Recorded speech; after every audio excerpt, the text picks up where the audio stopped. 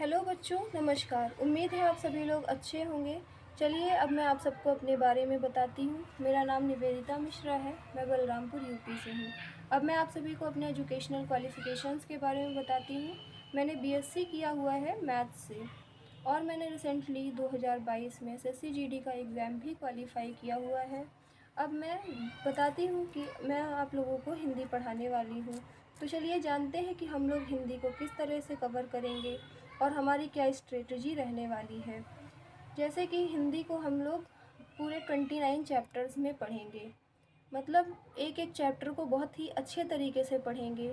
जो मैं आप लोगों को हिंदी पढ़ाने वाली हूँ, मैं ज़ीरो लेवल से स्टार्ट करके हाई लेवल तक पढ़ाने की कोशिश करूँगी। और हम लोग ग्रुप ए से ग्रुप डी तक के एग्ज़ाम के लिए एकदम अच्छे से तैयारी करेंगे। अगर आप किसी भी लेवल की तैयारी कर रहे हैं, चाहे वो ग्रुप ए का हो चाहे वो ग्रुप डी का है, तो उसके लिए हमारी क्लासेस सफिशिएंट रहेंगी। जैसे वर्णमाला है, हम लोग 4 क्लासेस में कवर करेंगे और संधि को 5 क्लासेस में कवर करेंगे। उसी प्रकार समास को 4 क्लासेस में और संज्ञा को 3 क्लासेस में कवर करेंगे। आगे हम लोग अपनी क्लासेस को कंटिन्यू करेंगे इसी प्रकार से। सर्वनाम को 3 क्लासेस में, विशेषण को 4 क्लासेस में, क्रिया को 4 क्लासेस में, अव्यय को 8 क्लासेस में, वचन को 2 क्लासेस में, वाच्य को 2 क्लासेस में, कारक को 3 क्लासेस में, उपसर्ग और प्रत्यय को 3 क्लासेस में पढ़ेंगे, शब्द भेद को 4 क्लासेस में पढ़ेंगे, काल को 3 क्लासेस में पढ़ेंगे, लिंग को 2 क्लासेस में पढ़ेंगे, वाक्य को 3 क्लासेस में पढ़ेंगे, विराम चिन्ह को 2 क्लासेस में पढ़ेंगे, अलंकार को 4 क्लासेस में पढ़ेंगे, रस छंद को 6 क्लासेस में पढ़ेंगे, शुद्ध वर्तनी और वाक्य शुद्धि को 3 क्लासेस में पढ़ेंगे, अनेक शब्दों के लिए एक शब्द को 2 क्लासेस में पढ़ेंगे, पर्यायवाची शब्द और समानार्थी शब्द को 4 क्लासेस में पढ़ेंगे। उसी प्रकार से विलोम शब्द को 2 क्लासेस में, अनेकार्थी शब्द को 3 क्लासेस में, समश्रुत भिन्नार्थक शब्द को 2 क्लासेस में, मुहावरे एवं लोकोक्तियों को 3 क्लासेस में, तत्सम एवं तद्भव को 2 क्लासेस में, संपूर्ण हिंदी साहित्य को 4 क्लासेस में करेंगे। अक्सर बच्चों को हिंदी साहित्य से डर लगता है। उनको ये लगता है कि हिंदी साहित्य मतलब सब कुछ याद ही करना पड़ेगा। पर मैं आप लोगों को विश्वास दिलाती हूँ कि मैं आप लोगों को इस प्रकार से पढ़ाऊँगी कि आप लोगों को कुछ भी याद करना नहीं पड़ेगा, ना ही बाहर से कोई मेहनत करनी होगी हिंदी को पढ़ने के लिए। बस जितना पढ़ाऊँगी क्लास में ही सब कुछ आप लोगों को याद हो जाएगा। और पत्र लेखन को 2 क्लासेस में पढ़ेंगे। इस प्रकार हम लोगों की पूरी 90 क्लासेस होंगी।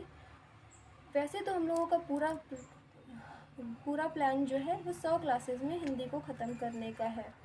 पर 90 क्लासेस में तो टोटल चैप्टर्स को मैं कवर करूँगी। उसके बाद भी हमारी 10 क्लासेस बच रही हैं, जो कि रिवीजन्स क्लासेस होंगी और मिक्स्ड क्वेश्चन की प्रैक्टिस के लिए होंगी। जैसे मैं पढ़ा रही हूँ और आप लोगों का कोई डाउट रह गया या कोई ऐसा टॉपिक हुआ जो छूट गया और आप लोगों को समझ में नहीं आया, तो ये जो 10 क्लासेस हम लोगों ने रखी हैं, इन्हीं क्लासेस में मैं आपके सारे डाउट्स को सॉल्व भी करूँगी और क्वेश्चंस की प्रैक्टिस भी कराऊँगी। चलिए अब हम लोग जानते हैं कि हम लोग अपने चैप्टर को कैसे पढ़ेंगे और आज हम लोग कौन सा चैप्टर कवर करने वाले हैं। आज हम लोग सबसे पहले वर्णमाला पढ़ने वाले हैं, जो कि हिंदी का पहला चैप्टर है। वर्णमाला जो है 2 अक्षरों के योग से मिलकर बना हुआ है, वर्ण और माला। वर्ण का अर्थ होता है ध्वनि और माला का अर्थ होता है समुदाय। ध्वनि जो भाषा की सबसे छोटी इकाई है, समुदाय का अर्थ होता है समूह।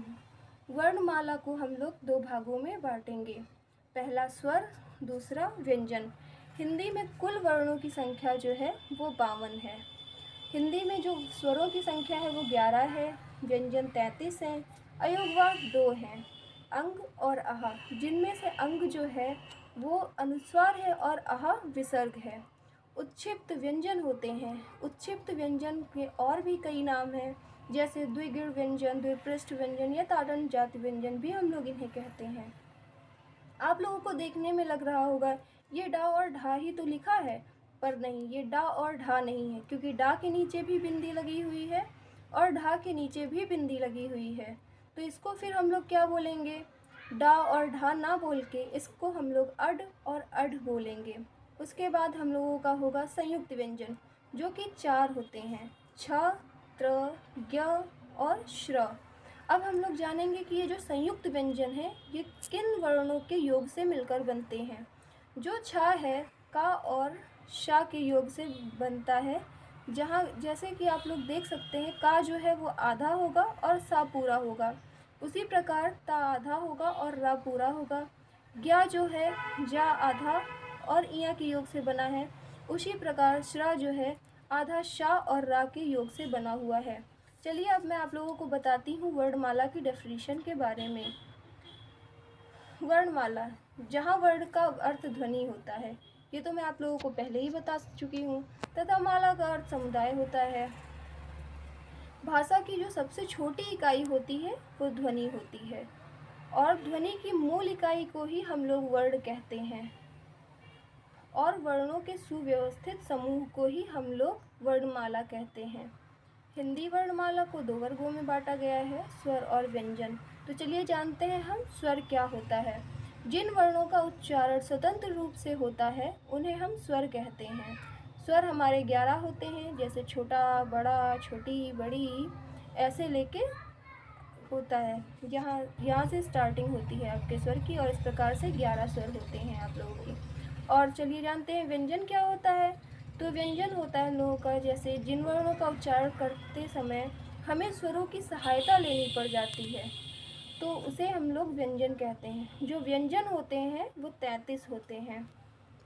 33 व्यंजन कैसे होते हैं?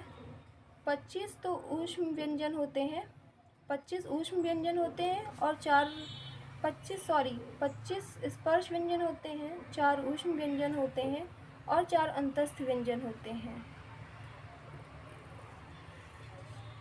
4 अंतस्थ व्यंजन होते हैं। अब हम लोग आज की क्लासेस को इतना छोटा ही रखेंगे, ज़्यादा समय नहीं है क्योंकि हम लोगों के पास।